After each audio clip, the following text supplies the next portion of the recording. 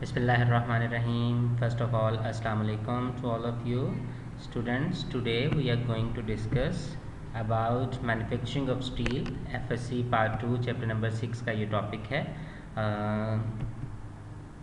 First of all introduction about steel के बारे में, जैसा कि हमने कल भी जो है वो डिस्कस कर रहे थे कि आयरन की जो है कमर्शियल फार्म्स जो होती हैं वो 3 होती हैं, जिसमें कास्ट आयरन, रॉट आयरन और थर्ड वन स्टील. तो स्टील जो है actually it is an alloy of iron containing 0.25 to 2.5% of carbon and traces amount of the other impurities like sulphur, phosphorus and silicon. इसमें जो है major content आपके पास carbon का होगा, उसके अलावा कुछ दूसरी इम्प्योरिटीज़ भी इसके अंदर एडेड होती हैं. It is a commercial form of iron. ये आयरन की एक कमर्शियल फॉर्म होगी. इसमें जो कार्बन कंटेंट होगा स्टील के अंदर that will be between intermediate between cast iron and wrought iron. जैसा कि we have already discussed in our previous lecture, the percentage of carbon in the cast iron is 2.5 to 4.5%, and in wrought iron that is 0.12% to 0.25%. so steel की जो percentage है वो 0.25 से 2.5% है. so we can say, हम ये कह सकते हैं कि इसकी जो परसेंटेज है वो कास्ट आयरन और रॉड आयरन के बिटवीन है. नेक्स्ट हमारे पास है इसकी क्लासिफिकेशन. जब हम क्लासिफिकेशन की बात करते हैं on the basis of its structure, हम ये कह सकते हैं कि इसकी कंपोजिशन की बेस पे हमारे पास इसकी बेसिक 2 टाइप्स होंगी. एक होगी हमारे पास प्लेन स्टील और दूसरी होगी alloyed. Plain steel that only contains carbon and iron, जिसमें सिर्फ और सिर्फ कार्बन और आयरन होगा. जो अलॉयड स्टील होगी उसके अंदर बेसिकली हमारे पास कार्बन भी होगी, आयरन भी होगी और कुछ अदर इम्प्योरिटीज़ भी ट्रेसेस अमाउंट में पाई जाएंगी. ये तो था इनके structure. Now on the basis of their composition, percentage of carbon content जो है उस बेस पे हमारे पास 3 कैटेगरीज होती हैं स्टील की. First is low carbon steel या माइल्ड स्टील भी इसको कहते हैं. इसके अंदर कार्बन का जो कंटेंट होगा दैट विल बी 0.1 to 0.2%. ये फेयरली सॉफ्ट होगा, मैलेबल होगा, डक्टाइल होगा. इसकी प्रॉपर्टी है कि हम इसे हेमराइज कर सकते हैं, इसे जो है वो दूसरी शेप्स के अंदर भी कन्वर्ट कर सकते हैं.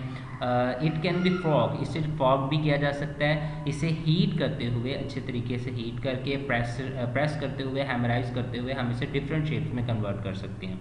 It is used in making tubes, nuts, bolts, bars and boiler plates. इसे हम कहाँ कहाँ पे यूज़ कर सकते हैं? ट्यूब्स बनाने के लिए, नट्स बनाने के लिए, बोल्ट्स एंड इस तरह के इंस्ट्रूमेंट्स बनाने के लिए भी हम इसे यूज़ कर सकते हैं.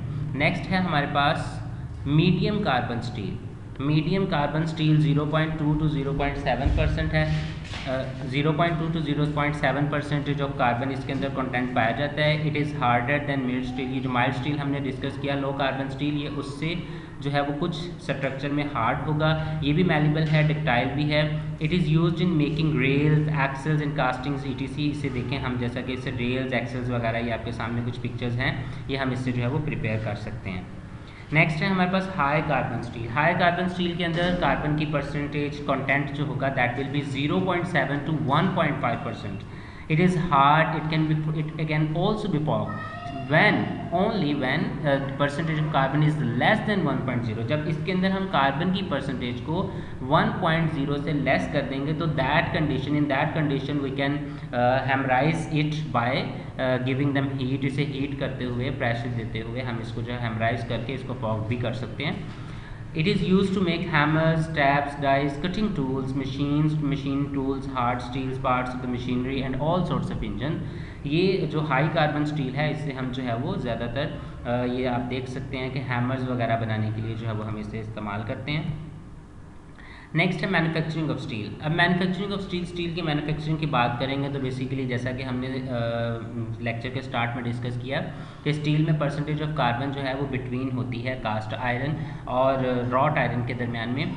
अब चूँकि इन कास्ट आयरन के अंदर जो है वो इसकी परसेंटेज ऑफ कार्बन जो है वो ज़्यादा होती है as compare to steel. We can prepare steel from the cast iron only if we can remove some carbon along with the sulfur, phosphorus and silicon. अगर हम कास्ट आयरन में से कुछ परसेंटेज कार्बन की जो है वो कम कर दें, रिड्यूस कर दें और उसके साथ साथ कुछ इम्प्योरिटीज़ सल्फर, फास्फोरस वगैरह को अगर उसमें से रिमूव कर दें तो हम उसे जो है वो स्टील में कन्वर्ट कर सकते हैं. सेकंड मेथड जो है वो क्या होगा कि हमारे पास जो रॉड आयरन है उसमें चूँकि कार्बन का कंटेंट जो है वो कम होता है एज़ कम्पेयर टू स्टील, तो उसके अंदर कार्बन के कंटेंट को कुछ दूसरे कॉन्स्टिट्यूएंट्स के साथ ऐड करते हुए अगर हम इंक्रीज़ करें तो हम उसे भी जो है वो स्टील के अंदर कन्वर्ट कर सकते हैं। अब बेसिकली कमर्शियल प्रोसेसेस को अगर हम डिस्कस करें, there are two process to produce steel. The first one is open hearth process and second one is Bessemer process. Open hearth process में हमारे पास जो रॉ मटीरियल होगा वो कास्ट आयरन होगी, रॉट आयरन होगी और स्टील स्क्रैप्स वगैरह होंगे। लेकिन जो बेसमेंट प्रोसेस होगा वो that will only use cast iron only. ये हम अपने नेक्स्ट लेक्चर के अंदर बेसमेंट प्रोसेस को डिटेल से डिस्कस करेंगे, आज के लेक्चर में हम ओपन हर्थ प्रोसेस को डिटेल में डिस्कस करते हैं। ओपन हर्थ प्रोसेस जो है, this process is carried out in the furnace that has low roof to deflect hot gases and flames downward to melt the charge. अब यहाँ पे दो चीज़ों को देखिएगा, एक तो इसकी जो लो रूफ होगी जो डिफ्लेक्ट करेगी हॉट गैसेस को, और इसके साथ फ्लेम्स होंगे जो उसे मेल्ट करेंगे, चार्जेस वगैरह के साथ उसको हम कन्वर्ट करेंगे। ओपन हर्थ प्रोसेस की 2 टाइप्स हैं, वो हम बाद में डिस्कस करते हैं। पहले आप इसके स्ट्रक्चर को देखेंगे। स्ट्रक्चर देखेंगे तो इसमें फर्स्ट टावर जो है that contain heated fuel gases. यहाँ से हीटेड फ्यूल गैसेस जो बहुत ज़्यादा temperature approximately more than 1500-1600 degree centigrade से ज़्यादा टेम्परेचर पे हम इन गैसेस को जो है वो हीटअप करके यहाँ पे हम इस फर्नेस के अंदर भेजते हैं। यहाँ पे ये जो ब्लैक शेड में आपको ये पार्ट नज़र आ रहा है, यहाँ पे हम जो है वो हमारा जो रॉ मटेरियल होगा, स्क्रैप्स होंगे, वो हम यहाँ फेंकेंगे।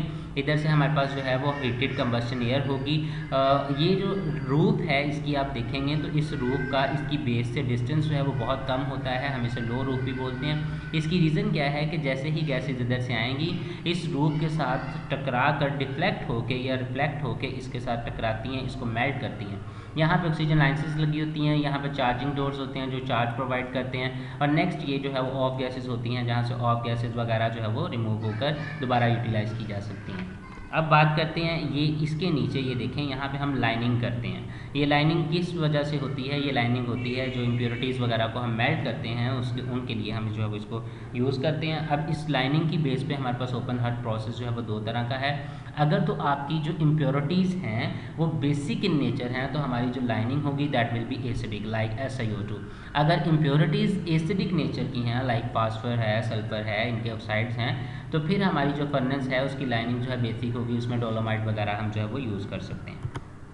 अब इसकी वर्किंग को देखें। फर्स्ट ऑफ ऑल हमने एक मिक्सचर जो है उसके अंदर कास्ट आयरन स्क्रैप्स वगैरह उसको जो हमने चार्ज फर्नेस के अंदर करना होता है, उसके बाद उसका टेम्परेचर जो है बहुत हाई टेम्परेचर पे हम इसको बर्न करते हैं और रिमूव करते हैं, ऑक्सीडाइज कर देते हैं। एक्चुअली ये जितनी भी इम्प्योरिटीज़ होंगी वो ऑक्सीजन के साथ रिएक्ट करके ऑक्सीडाइज होकर रेलेवेंट ऑक्साइड्स में कन्वर्ट हो जाएंगी।